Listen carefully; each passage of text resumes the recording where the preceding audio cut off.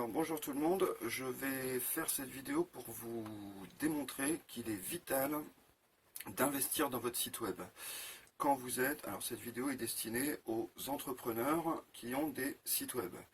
Donc si ce n'est pas votre cas, ça ne va pas vous concerner directement. Si vous avez qu'un site amateur, il ne faut pas forcément investir, vous pouvez vous contenter de ne pas avoir de trafic, mais pour les entrepreneurs, c'est particulièrement important. Dès lors que vous avez choisi d'avoir un site web, il est exclu de ne pas investir, de refuser de jouer le jeu d'Internet, parce qu'il y a aujourd'hui des contraintes tellement fortes que si vous ne jouez pas le jeu d'Internet et de l'optimisation, alors vous allez être simplement exclu d'Internet. Je vais vous le démontrer. Donc je vais vous donner trois conseils, trois grands conseils, trois principaux conseils. Il y en a deux qui sont faciles et pas chers, ça va vous revenir à 20 € par mois. Et il y en a un autre qui est beaucoup plus cher, mais très utile quand même, parce que, bon. Avant ça, avant ces conseils, il faut que je vous montre pourquoi ces conseils sont pertinents, pour pas que vous zappiez mes conseils en vous disant, bon, c'est peut-être pas utile, je sais pas. Bon, ben, moi je sais, j'ai des stats là fiables qui me font beaucoup réfléchir.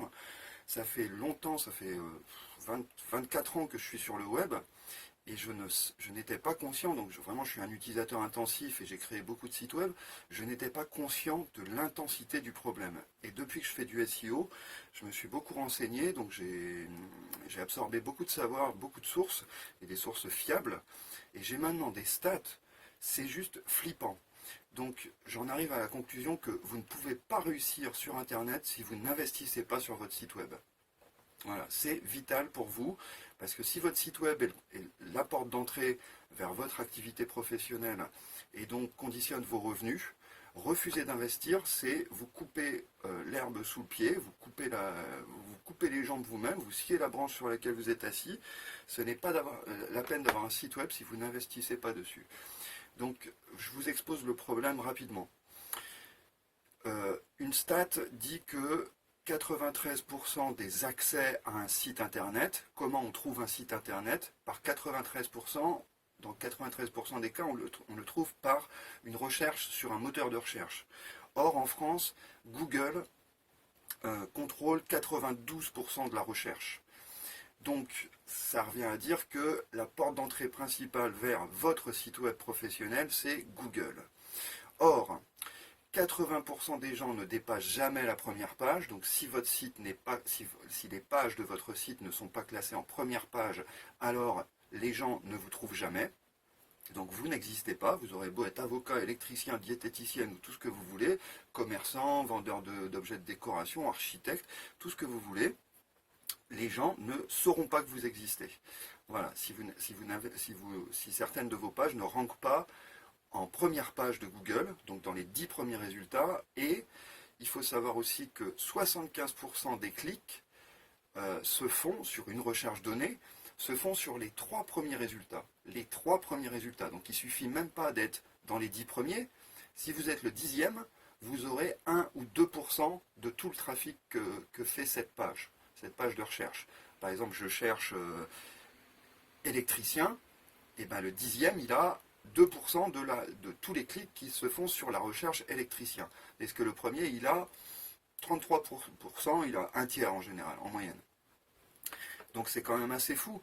Il y a une différence de 33 fois 33 entre la première position et la 10e, et il y a une différence qui est juste... bon. Alors une autre stat, c'est que ça c'est affligeant et ça me fait vraiment beaucoup réfléchir, ça me navre, parce que Internet ce n'était pas prévu pour être ça du tout. Ça devait être un espace de libre expression où chacun aurait sa chance. Il se trouve que là en 2022 ce n'est absolument plus le cas, et largement à cause de Google et des GAFAM en fait. Ils contrôlent Internet et ils ne donnent le trafic qu'aux riches, qu'à ceux qui ont des sites depuis longtemps et qui mettent beaucoup d'argent sur leur site. Donc vous n'êtes pas compétitif si vous ne jouez pas un minimum le jeu de cette compétition. Donc cette stat dit que, vous allez voir, c'est terrifiant. 91% des pages web n'ont aucun trafic. Zéro. En un an, ils reçoivent 0 visite. Et 5% des pages web ont entre 0 et 10 visites par an. Par an, donc même pas une visite par mois. Ce qui signifie que 96% des pages web, je dis bien des pages web et pas des sites web, des pages web ont moins de 10 visites par an. Et c'est probablement le cas de millions, voire de milliards de pages de sites professionnels. Donc vous écrivez vos pages pour avoir du trafic, pour présenter au public votre offre de service, votre offre de produit, et Google et les réseaux sociaux ne vous envoient absolument personne. Il faut savoir aussi que un des facteurs du SEO, c'est l'historique de comportement des visiteurs. S'ils sont restés longtemps sur votre site, s'ils ont fait des liens sur votre site, s'ils ont partagé votre page, etc. À partir du moment où une page ne reçoit aucun trafic, toutes ces métriques vont rester indéfiniment à zéro. Vous tournez dans un cercle vicieux où, puisque Google ne vous envoie pas de trafic, votre page ne génère aucune statistique. Il n'y a pas 2 minutes de temps de lecture moyen par page. Il y a 0 minute, il y a 0 seconde. Il n'y a rien. Il n'y a pas un lien, 2 liens, il y a 0 lien. Puisque personne n'a lu votre page, personne ne va faire un lien. Bon, donc c'est absolument tragique. Vous ne pouvez tout simplement pas, et c'est une infraction, enfin cette situation est complètement contradictoire avec les principes économiques qui sont censés nous fonder. On est censé être dans la libre entreprise. Or aujourd'hui, comment les gens accèdent à l'information? Largement par Internet. Or, des millions de petits entrepreneurs sont exclus d'Internet par Google. Tiens, comme ça. Alors sans que ce soit une décision de sa part, c'est juste comment fonctionne l'algorithme. Il va favoriser que ce qui a déjà des liens, que ce qui a déjà des pages bien classées, que ce qui existe depuis 10 ans, 20 ans. Et du coup, le quasi-monopole de Google va juste renforcer des oligopoles. J'ai fait une petite recherche qui prouve ce que je dis, et vous pouvez la faire aussi. Vous pouvez chercher chat Angora sur Google. Vous vous attendez à quoi quand vous cherchez chat Angora? À des gros sites commerciaux, à tomber sur des sites de milliardaires, à tomber sur des entreprises qui vendent de la pub? A priori, non. Vous cherchez chat Angora. C'est un sujet innocent. Vous vous attendez à tomber sur le blog de votre cousine, sur un passionné de chat Angora. Des petits trucs non commerciaux et sympas, des chats mignons. Eh bien, pas du tout. Cherchez chat Angora sur Google, vous tombez sur 3 sites de grands médias français possédés par des milliardaires et renforcés, financés sur fonds publics. C'est Le Monde. On se demande pourquoi Le Monde a fait une page chat Angora, mais ils l'ont fait. C'est Ouest France. Alors Le Monde, je rappelle, c'est Xavier Niel et Daniel Kretinsky, c'est 2 milliardaires. Vous avez Ouest France, par une famille qui contrôle des dizaines de titres de presse régionale française. Donc ils font partie de l'oligarchie de la presse française. Et Le Figaro, propriété de la famille Dassault, donc les vendeurs d'armes. Donc chat Angora, ça mène vers milliardaire, milliardaire, milliardaire. Chat Angora. Voilà, d'après Google. Par ailleurs, vous avez dans les 10 premiers résultats, vous avez 2 vendeurs de croquettes, vous avez 2 vendeurs d'aliments pour animaux.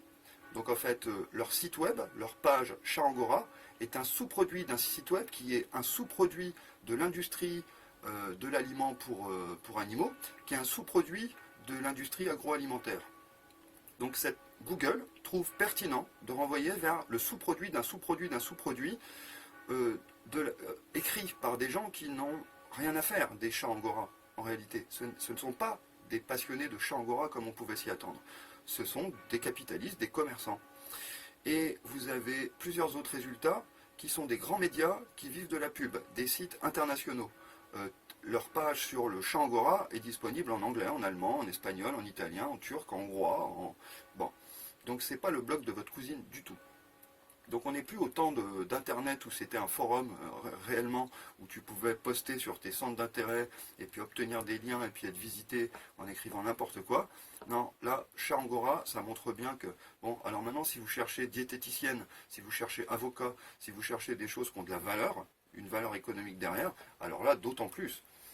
Tous les résultats sont en fait trustés, sont occupés par des entreprises beaucoup plus grandes que vous, beaucoup plus grandes que tous les auto-entrepreneurs, toutes les professions libérales, des gens qui ont mis beaucoup d'argent pour occuper ces places, et sur tous les sujets, Et Google trouve pertinent de bien classer ces gens. Alors qu'ont fait ces gens? Ils ont fait du SEO. Combien coûte un expert SEO? 500 € la journée. Donc, 20 jours par mois, 10 000 euros d'investissement. Si vous voulez faire du bon SEO sur votre site pendant un mois, ça vous coûte 10 000 euros. Évidemment que sur Changora, vous n'êtes pas compétitif. Et sur Avocat non plus. Donc, voilà mes conseils. Pour vous donner une chance d'exister sur Internet et de ne pas être éliminé par les mastodontes de l'injustice de la répartition des clics, de l'attention en fait, on appelle ça l'économie de l'attention, notre attention, l'attention du public, le fait même qu'un message puisse nous être soumis, c'est une ressource qui est rare, notre attention n'est pas illimitée, le nombre de gens disponibles pour être intéressés par un thème donné n'est pas illimité, il est limité, donc c'est une ressource rare, donc ça a de la valeur, donc il y a des capitalistes qui investissent dessus. Donc je vais essayer de vous convaincre qu'il faut, si vous avez un site web professionnel, il faut investir sur votre site pour avoir une chance d'entrer dans le grand bain et d'avoir du trafic et d'exister. Donc premier conseil, c'est que vous devez absolument optimiser vos ressources parce que les performances techniques de votre site, quoi que vous écriviez, que ce soit un site vitrine ou un site e-commerce, peu importe, mais de toute façon, les performances techniques de votre site sont prises en compte. Depuis 2016 et encore plus depuis 2020 où c'est devenu définitif, Google a décidé de valider, en fait, d'entériner la situation qui veut que les mobiles soient devenus majoritaires en termes de quels terminaux ont accès à Internet. Ben maintenant, c'est majoritairement des téléphones mobiles, des smartphones, beaucoup.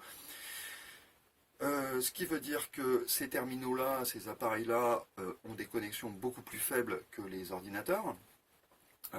Ils se connectent souvent en Wi-Fi, en 3G, 4G, 5G. Du coup, c'est quand même beaucoup plus lent que les connexions qu'on peut avoir à la maison, qui sont souvent aujourd'hui à la fibre. Enfin, ça dépend, pas dans les zones rurales, mais en tout cas, c'est beaucoup plus lent sur mobile. Donc le même site sur ordinateur, il va se charger 10 fois plus vite que sur mobile. Donc un site qui va charger en 1 ou 2 secondes sur ordinateur va se charger en 10 ou 20 secondes sur téléphone. Or, il a été aussi démontré, des études ont montré que 1 seconde d'attente de plus, c'est 10% de trafic en moins.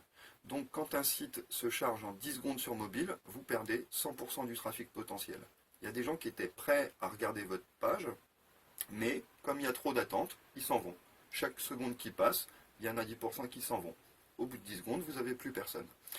Donc, si votre site est comme ça, pas optimisé, qu'il a été fait par quelqu'un qui n'est pas un professionnel du web, parce que quand vous êtes avocat, diététicienne, électricien, architecte ou maçon, plombier, commerçant, etc., eh bien, vous n'êtes pas professionnel du web. Vous êtes professionnel de votre profession, mais pas du web. C'est tout le problème. Et donc, vous ne pensez pas à faire un certain nombre d'optimisations, puisque ce n'est pas votre métier, ce n'est pas votre art de compétence, donc vous n'êtes pas conscient de tout ça, de tous les problèmes. Vous n'êtes pas conscient que vous êtes éliminé, que Google et les autres vous éliminent, parce que Facebook vous élimine aussi. Bon, je ne vais pas parler de tout, mais tous les GAFAM vous éliminent du marché, en fait. Donc, pour y entrer quand même, il faut jouer le jeu d'Internet et optimiser vos ressources. Donc, sur un site web, quand on analyse quels sont les facteurs de vitesse, en fait, ce qui ralentit votre site, c'est le temps de chargement des diverses ressources. Donc, les 2 plus gros facteurs de ralentissement, de lourdeur, c'est d'un côté les images, de l'autre côté les fichiers CSS et JS. Le CSS, ça commande la mise en forme graphique de votre site, et le JS, ça commande l'interactivité. Par exemple, quand on envoie un formulaire, il y a du JS, JavaScript, il y a du JS qui contrôle l'envoi du formulaire. Ça fait aussi plein d'autres choses, mais bon, je ne vais pas vous faire un topo là-dessus, peu importe. Mais donc vous avez 2 types de ressources, les images et les fichiers CSS et JS. On peut optimiser les deux et baisser le temps de chargement d'au moins moitié ou de même les 3/4. Alors pour les images, je vous recommande de optimiser les images, donc faire baisser leur poids. Si vous avez 5 sur une page, mettons que vous avez 5 images qui fassent 200 kilooctets chacune, KO, 200 KO chacune, 5 images à 200 KO, ça fait 1 MO. Ça fait plus de 10 secondes à charger sur un mobile, c'est-à-dire que vous perdez l'intégralité de votre trafic potentiel. Donc c'est très mauvais. Donc optimisez, et si vous pouvez réduire ça à chaque image fera 50 KO, et c'est tout à fait possible, eh bien vous allez charger votre site en 2 secondes et demie au lieu de 10 secondes. Donc vous allez avoir du trafic. tout simplement. Donc si vous êtes sur WordPress, je vous recommande ShortPixel ou Optimus. Vous payez ShortPixel 5 euros par mois. En fait, 4 dollars plus les taxes, bon, à peu près 5 euros par mois. Donc ça va vous optimiser toutes vos images d'un coup. Vous n'aurez, à chaque fois que vous mettrez des nouvelles images, vous n'aurez pas à faire aucune démarche. Si vraiment vous avez un site tout petit et qu'il y a très peu d'images, je vous conseille d'optimiser à la main dans ce cas, parce que c'est pas la peine de payer un abonnement. Si vous avez 20 images sur votre site, optimisez-les quand même, mais à la main, vous allez sur tinypng, tinypng.com. Vous cherchez tinypng dans un moteur de recherche, plutôt pas Google, vu comment il vous traite. TinyPNG, donc vous mettez votre image dans le site et puis il vous les rend. Voilà. C'est tout simple. Donc ensuite, pour optimiser les JS-CSS, le problème c'est que quand vous avez vos fichiers sur un serveur, si le serveur est loin de l'utilisateur, plusieurs centaines de kilomètres, alors quand l'internaute demande votre site, ça prend du temps, et quand votre serveur renvoie les fichiers à l'internaute, notamment sur un mobile, ça prend du temps.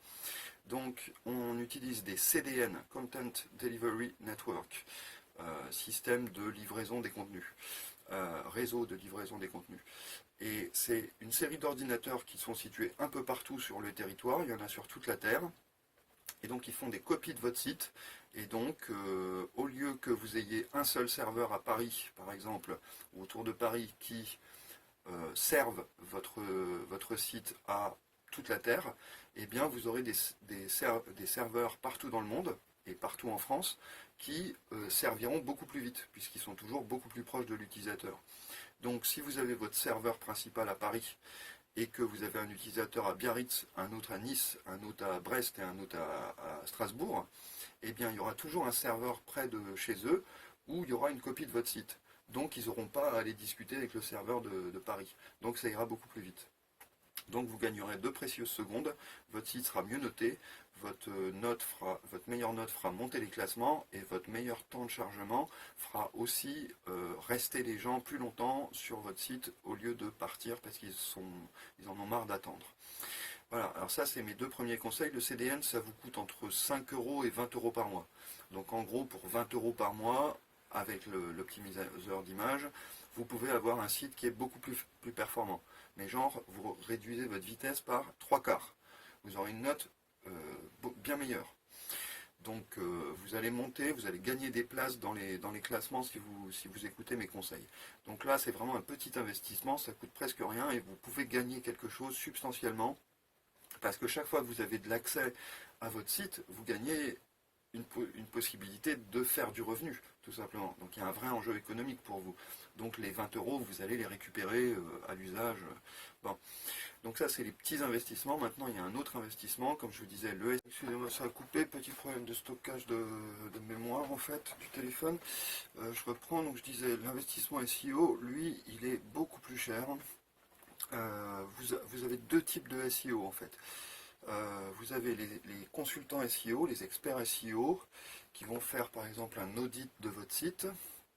Alors si vous avez besoin, c'est le genre de choses que je peux faire, c'est pas une vidéo publicitaire, je suis vraiment là pour vous dire que vous devez investir, mais bon, vous faites ce que vous voulez. Mais si besoin, cet audit, bon, il y a un certain nombre de gens qui peuvent vous le faire. C'est des pros, souvent ils font ça à 500 euros la journée. Donc c'est hors de prix, moi je suis beaucoup moins cher, je suis aussi moins compétent, je suis moins expert, ça fait pas longtemps que je fais du SEO à plein régime, disons. Ça fait longtemps que j'en fais un peu en amateur, mais ça fait peu de temps que je le fais pro. Mais en tout cas c'est très cher, si vous confiez ça à un pro expérimenté depuis des années, qui a tous les outils qu'il faut, c'est super cher, 500 euros la journée. Donc il ferait par exemple un audit de votre site. Alors ça vaut le coup que si vous avez un site avec plusieurs dizaines ou centaines de pages ou si vous vendez beaucoup dessus. Faire un audit pour un site vitrine qu'à 3 pages, c'est pas la peine. Mais si vous avez une grosse boutique par exemple avec des centaines d'articles, là ça vaut le coup d'investir pour voir comment monter. Mais il ne suffira pas d'une seule journée, il faudra y passer plus de temps. Donc si vous devez payer un SEO une semaine, rien que ça, et en une semaine on n'a pas le temps de faire énormément de choses, il pourra donner des conseils quoi. Mais on ne peut pas optimiser des dizaines de fiches produits en une semaine par exemple. Mais il pourrait vous dire comment faire. Ou je pourrais vous le dire. Alors, donc il y a les consultants SEO d'un côté et il y a la rédaction web optimisée SEO de l'autre. Sachant qu'un certain nombre de gens qui se disent rédac web SEO, en fait, ont des compétences vraiment faibles en SEO. Et alors, quand vous employez des Africains qui se disent rédac web et SEO, c'est complètement bidon dans 99% des cas, hein, si jamais vous pensiez à ça. Mais même en France, il y a beaucoup de gens qui croient connaître des choses sur le SEO, alors qu'en fait, leur analyse est complètement superficielle. Ils vont juste répéter le mot-clé. Bon. Il y a beaucoup de gens qui disent faire ça, font ça assez mal. Ou bien ils font vraiment du texte SEO, c'est-à-dire du texte hyper chiant qui est optimisé pour le robot. Donc il n'est pas optimisé pour les lecteurs humains, donc du coup, ok, ça rank sur Google, donc ça ramène des gens qui ensuite sont déçus par la faible qualité de ce texte, qui ne sont pas convaincus. Donc ok, il y a les bons mots-clés au bon endroit pour ramener les gens depuis Google, mais une fois que vous les avez ramenés, votre fête elle est pourrie. C'est comme si vous avez réussi à les attirer dans votre fête, mais votre fête elle est pourrie, donc ils s'en vont. Donc c'est pas bon du tout, hein. Ça sert à rien de payer de la rédac de ce type-là. La rédac n'est pas optimisée aussi pour les humains, parce qu'il y en a qui font de la bonne rédac optimisée SEO, mais elle est très mal optimisée pour les humains. C'est pas drôle, c'est pas intéressant, c'est pas bien écrit, c'est sagouiné, c'est plat. Donc, le challenge, c'est vraiment, il faut réussir à amener des gens depuis Google, donc optimiser SEO, mais il faut réussir à les garder sur votre site, donc optimiser humain. Et faire les deux, ça demande un certain niveau, hein. C'est compliqué, il faut du coup beaucoup de compétences qui sont un petit peu contradictoires, hein. Donc la rédac web, ça vous permet d'écrire ou de réécrire des articles pour les optimiser, pour qu'ils puissent être trouvés sur Google et qu'ils fassent vendre en même temps. Donc il y a le double enjeu, faut s'adresser à l'algorithme et à l'humain en même temps. Et l'algorithme et l'humain, ils n'ont vraiment pas le même fonctionnement, ils n'ont pas le même. Il y en a un qui est intelligent, l'autre pas déjà. Voilà. Et il y en a un qui a des émotions, l'autre pas, etc. Donc Google ne comprend strictement rien, il ne bite pas un mot de ce qu'on écrit, hein. Faut pas croire, hein, parce qu'on parle d'intelligence artificielle, mais je viens de faire des analyses de logiciels, plusieurs tests de logiciels de rédaction automatique par des intelligences artificielles. Je n'ai jamais vu des conneries pareilles, hein. L'IA ne comprend rien à ce qu'elle dit, hein. Donc ça raconte mais n'importe quoi, hein. Je ne publierai pas un seul article écrit par ces conneries, hein. Même le meilleur basé sur OpenAI, j'en ai fait une analyse récemment, c'est n'importe quoi, hein. Donc c'est pas une solution non plus, hein. Faire du remplissage, là vous vous retrouverez dans les 96% de pages qui ne sont pas lues. Donc voilà, bien joué, investir, payer pour ça. Bon, je voulais dire aussi que si jamais vous voulez le faire vous-même, payez les outils SEO de base pour faire du bon SEO professionnel, ça vous coûtera minimum 200 € par mois.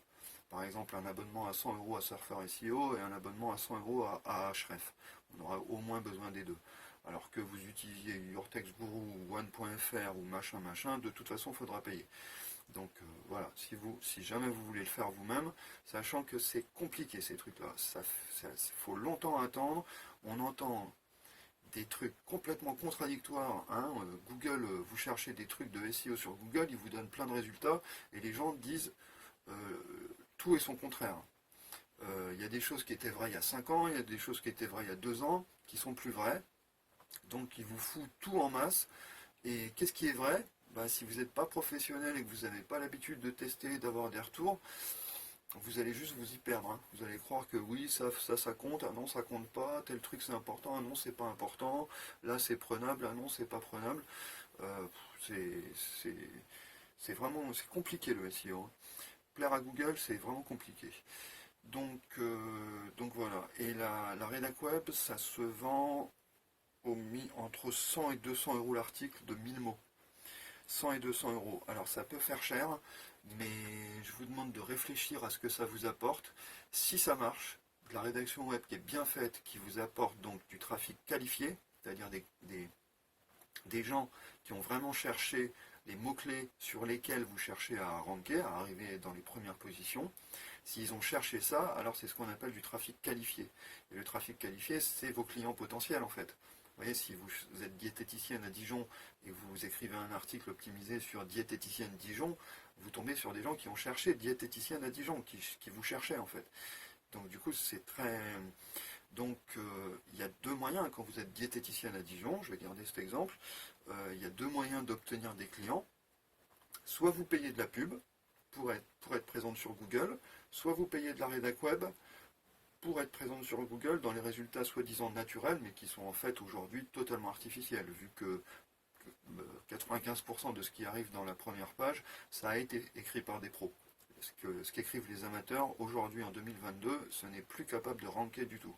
Il y a très très peu de sujets où il faut vraiment que ce soit des expressions de très longue traîne sur des comment lasser des lacets bleus sur des chaussures de 1992. Bon, voilà. Là peut-être il y aura un article original écrit par quelqu'un de vrai, quoi, qui ne soit pas un professionnel. Mais sinon, tout le reste des positions sur Google, elles sont prises par des professionnels. Donc si vous jouez page 2, vous êtes éliminé, vous n'arrivez pas en première page, donc personne ne tombe sur vos articles. Donc si c'est pour faire ça, si c'est ça votre site professionnel, en fait arrêtez. Soit vous investissez, soit vous désinvestissez totalement. Parce que vous perdez juste du temps à écrire des articles que personne ne lira jamais. Donc soit vous faites pro, soit vous faites pas pro et vous faites rien. Faites plutôt du porte-à-porte ou appelez les gens au hasard, ça marchera mieux que essayer de ranker sur Google dans le monde d'aujourd'hui. Parce que vraiment, ils font tout pour vous éliminer. Donc voilà, vous voyez les conséquences de tout ce que je viens de dire, hein. C'est que vraiment, la liberté d'entreprendre aujourd'hui est complètement bafouée par la domination de Google qui ne fait ranker que des grandes entreprises qui ont beaucoup investi sur le SEO, en fait. Voilà. Donc oui, vous avez le droit de parler, vous avez la libre expression, vous avez la liberté d'entreprise, et c'est réduit à néant par la réalité du fonctionnement de Google. Et du comportement des gens, puisque c'est pas juste Google. Si les gens n'allaient pas sur Google et allaient sur 18 moteurs de recherche différents, on ne pourrait pas optimiser que pour Google. Donc il n'y aurait plus de SEO. Donc il n'y aurait plus cette tricherie organisée qu'est le SEO. Parce que je fais du SEO, mais le SEO est fondamentalement une tricherie qui vise à trafiquer les résultats naturels de Google. Et on parle de référencement naturel alors que c'est rien que du référencement artificiel. Voilà la réalité. Donc soit vous faites du référencement artificiel pour griller vos concurrents, soit vous êtes grillé vous-même, vous êtes éliminé, réduit au silence. Vous existez dans le vide. Vous faites partie de ces 87% de pages qui n'auront quasiment pas de visite. Donc c'est dramatique, parce que ça réduit votre existence à rien, quoi. Voilà, les droits de l'homme. Le néolibéralisme, dans toute sa splendeur. Donc voilà, je vous dis ça pour vous encourager vraiment à investir. C'est vital pour vous, pour votre activité, sinon ça n'a pas de sens. Sachant qu'aujourd'hui, si vous n'existez pas dans le digital, vous n'existez pas, quoi. Sauf si vous avez une boutique ayant pignon sur rue, c'est le seul cas. Ou si vous avez d'autres moyens de vous faire un réseau. Voilà. Voilà. C'est la dure réalité. Bon, je vous laisse là-dessus en vous souhaitant bon courage. Si vous avez besoin de quelque chose, vous me parlez ou vous allez chercher un prestataire qui vous plaît. Mais en tout cas, soyez sûr que vous avez besoin de services professionnels. Sinon, vous n'êtes pas dans le jeu. Voilà. Allez, bon courage. À plus tard peut-être. Au revoir.